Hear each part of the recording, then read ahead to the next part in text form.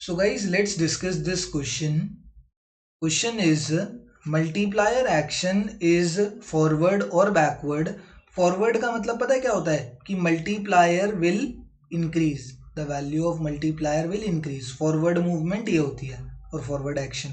Backward movement क्या होता है कि the value of multiplier will decrease.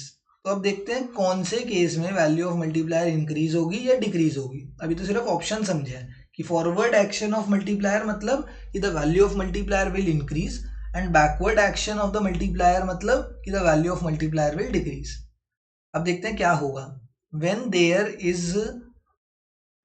Is a multiple increase in income caused by an increase in investment. Multiplier का एक formula होता है चेंज इन इनकम. इनकम को y से डिनोट करते हैं अपॉन चेंज इन इन्वेस्टमेंट, इसको i से डिनोट करते हैं. तो अब क्या देखने को मिला है, ये एक मल्टीप्लायर का फॉर्मूला होता है. अब यहाँ पर बोल रहा है कि there is increase in income. Multiplier मतलब ये जो इनकम है ये क्या हुई है, चेंज इन इनकम मतलब इंक्रीज देखने को मिला है. ये यहाँ पर देखो, अब ये ना चेंज है, ये डेल्टा का मतलब चेंज होता है कि इनकम इंक्रीज हुई है या डिक्रीज हुई है, कुछ भी हो सकता है, तो चेंज डिटरमाइन करता है. तो ये चेंज जो है वो डिक्रीज इन इनकम से भी आ सकता है या इंक्रीज इन इनकम से भी आ सकता है. बट इन्होंने साफ साफ बोल दिया कि ये डिक्रीज इन इनकम से नहीं है.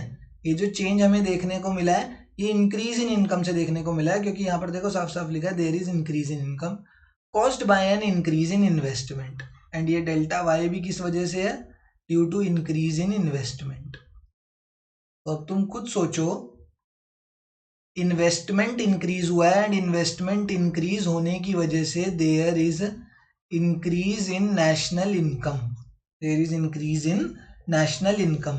तो दोनों ही फैक्टर्स जो मल्टीप्लायर की वैल्यू को बताते हैं, दोनों ही अगर इंक्रीज हो रहे हैं, कोई भी डिक्रीज नहीं हो रहा, ना इन्वेस्टमेंट डिक्रीज हो रहा ना नेशनल इनकम डिक्रीज हो रहा, दोनों ही फैक्टर्स इंक्रीज हो रहे हैं, तो ऑटोमेटिकली मल्टीप्लायर भी क्या होगा, मल्टीप्लायर की वैल्यू भी क्या होगी, मल्टीप्लायर की वैल्यू भी इंक्रीज ही होगी.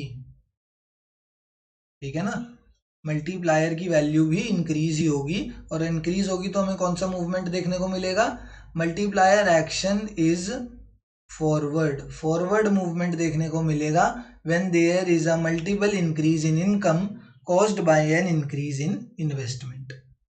ठीक है, थैंक यू.